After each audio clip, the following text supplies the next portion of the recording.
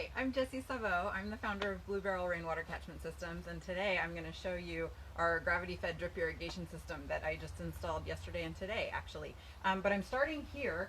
This one I installed about a year and a half ago, and if you go to our website, which is bluebarrelsystems.com, you'll find a blog all about gravity-fed drip, and I have a picture of this when it was just installed, so you can see how much it's grown in the last year and a half. But anyway, this little perimeter garden is full of pollinators, and it's irrigated solely with the water that we catch in these 7 barrels. This is a classic BlueBarrel rainwater catchment system. I have drip irrigation coming off of this far end, and it feeds this garden, and actually this will irrigate this garden.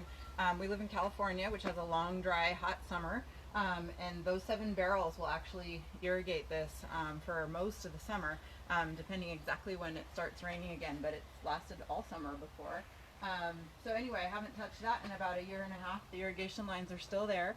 It's on a little gravity-fed irrigation timer, and I'm going to show you some of these parts more close up over on the other system that I just installed today. So let's head over to the other side of the yard.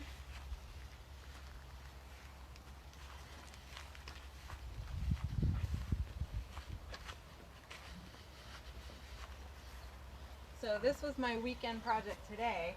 First I'll show you, and you may have seen a video of me describing this before, we tucked 4 more barrels behind this shed.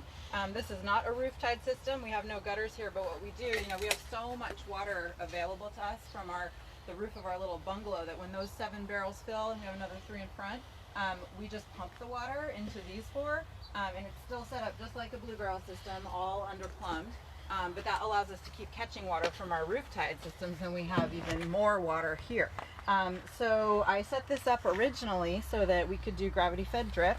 I'll just go over these parts with you. So every BlueBarrel system comes with a drain valve that's ready to connect a drip irrigation system to. I'll do a little weeding while we're at it. This is our streamlined drip irrigation filter. A fine mesh filter is really, really important for drip irrigation. You don't want to clog your emitters. And then that feeds into our solar. You can actually see on this side, if you bring the camera around, there's a solar panel there. So this operates on solar recharge batteries. We sell all these parts and batteries in our online store at bluebarrelsystems.com. But a lot of people are worried they don't have good solar access. This will operate with regular AA batteries if you're worried about solar access. But anyway, we have a dial here. You can set the frequency and duration. Right now I have it set to do 30 minutes every 24 hours. And that should be enough for now, but it's more of an art than a science. So I'll just see how my garden does. I have my drip line coming over here, and the kit I used was our drip irrigation kit with Inline emitters. We have another version that's bubbler emitters, but all of this drip equipment is designed specifically to work without pressure. This is a non-pressurized system. So that's the key. When you store water in rain barrels, you have to figure out how to distribute it. So take a look. I'm actually going to turn the water on, and keep in mind there's no pressure here, but if you listen, you'll hear it start up. And check out how well that water comes out. Now again, there's no pressure. This water is coming from those rain barrels. So we're using a timer that's specifically meant for non-pressurized uses. We're using a filter and a whole drip irrigation kit that is meant for non-pressurized systems. So again, you don't want to use regular drip equipment or compensating line. You won't get good output. Now what's going to happen as the summer goes on, it's going to get hotter, right? And also the water in my tanks is going to get lower and lower. So as the water draws down, I'm actually going to lose pressure. I have probably about 1.5 pounds of pressure being generated from the 3-foot elevation on those barrels. That's going to get even less and less. So as time goes on, after a month or so, what I might do is come and increase the duration from 30 minutes to maybe 45, and then by the time I'm really low at the end of the summer, to 60 minutes.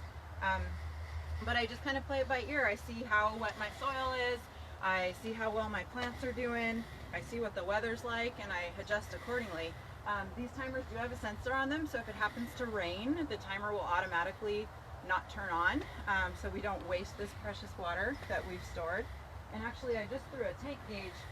You want to know how full your barrels are I'm just going to read this little tank gauge and I can see the water level. So right now I'm almost full, but as the summer goes on, I'm going to watch that gauge move.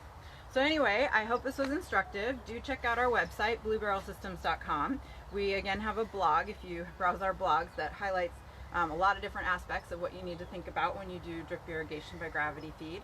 And if you head into our online store, you'll see we have all the equipment to build a BlueBarrel system with recycled barrels that we source locally to every customer actually, and then we sell all the drip irrigation equipment too that's specially curated to work with non-pressurized rain barrels.